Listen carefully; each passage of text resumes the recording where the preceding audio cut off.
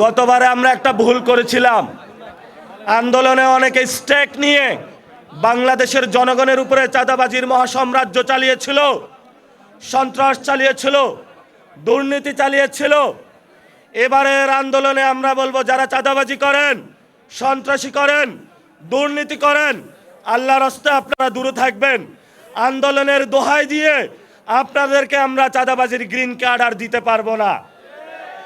নতুনভাবে শুরু হয়েছে, অনেকগুলা মন্ত্রী হয়েছে, চাঁদাবাজির নতুন সংজ্ঞায়ন করেছে সমঝোতা।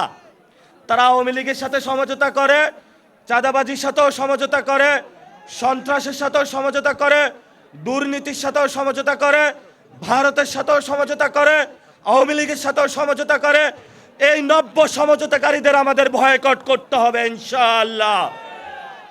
আমাদেরকে কথা বললে কথা বলেন নাকি তাদের চুলকানি শুরু হয়ে যায়। নাসিরউদ্দিন পাটোয়ারি এমনি ভালো, শুধু বিএনপির সম্পর্কে না বললেই তার হইল।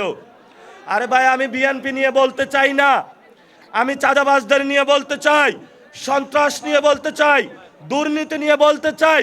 যদি তোমার দলে এগুলা থাকে দ্রুত তাদেরকে বের করুন, না হলে আজকে যেমন মানুষ বলছে আব্বাস চাঁদাবাজ, কালকে বলবে বিএনপি চাঁদাবাজ।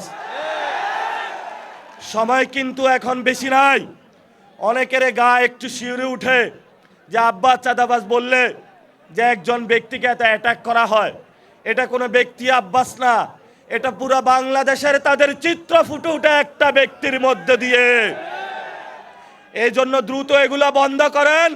যদি বন্ধ করতে না পারেন তাহলে সবারই কিন্তু চাদর ধরে আমরা টান দিব।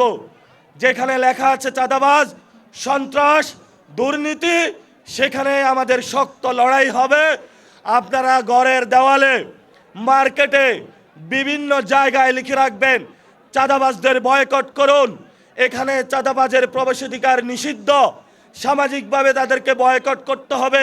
মসজিদের মিম্বার থেকে খুতবা দিতে হবে, ক্লাস থেকে টিচার ঘোষণা করতে হবে। তোমরা যারা চাঁদাবাজ আছো, স্টুডেন্ট যারা রয়েছেন, বলতে হবে বাবা যদি তুমি চাঁদাবাজি করো তোমার ইনকাম আমার দরকার নাই, তুমি এই ঘরে আর আসবা না। বউ তার জামাইকে বলতে হবে তুমি যদি চাঁদাবাজি করো তোমার সংসারে আমার খাওয়ার দরকার নাই, দরকার হয় আমি রাস্তার পাশে দোকান দিয়ে খাবো, তবুও চাঁদাবাজদের টাকা আমরা ধরবো না। সবাই আপনারা চাঁদাবাজদের বিরুদ্ধে ঐক্যবদ্ধ থাকবেন, দুর্নীতির বিরুদ্ধে ঐক্যবদ্ধ থাকবেন, সন্ত্রাসের বিরুদ্ধে ঐক্যবদ্ধ থাকবেন, আওয়ামী লীগের বিরুদ্ধে ঐক্যবদ্ধ থাকবেন, জাতীয় পার্টির বিরুদ্ধে ঐক্যবদ্ধ থাকবেন।